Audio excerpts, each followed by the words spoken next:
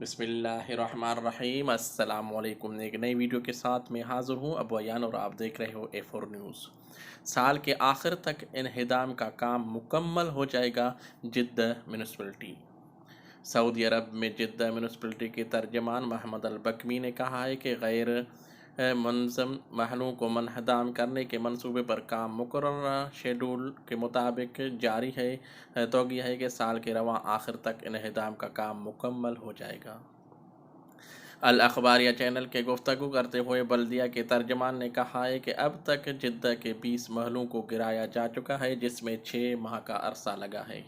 शहर के इन तमाम इलाकों को जिन्हें मुनहदम करने का मंसूबे पर शेड्यूल के मुताबिक अमल दरामद जारी है। साल के आखिर तक तमाम मकानों और इमारतों के इन्हिदाम का काम मुकम्मल हो जाएगा।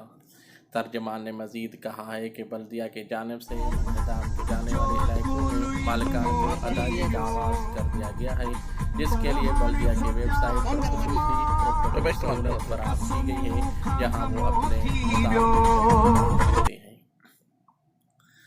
गिराए जाने वाले इलाकों से मुलब्बा उठाने का हवाले से तर्जमान बल्दिया का कहना था कि इमारतों को गिराने के बाद दूसरा मरला मुलब्बे की सफाई का होता है, इंतहाई मुनज़्ज़म अंदाज में किया जा रहा है।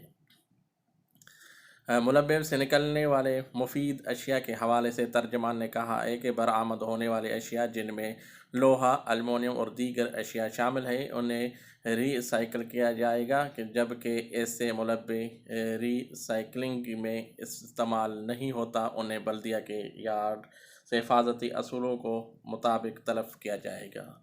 ऐसे ही वीडियो के लिए हमारा चैनल सब्सक्राइब करें और बेल के निशान पर क्लिक करें। अगर आपका कोई सवालात हो सऊदीया के बारे में, आप हमें कमेंट में पूछ सकते हो। अल्लाह हाफ़िज़। पाकिस्तान जिंदाबाद।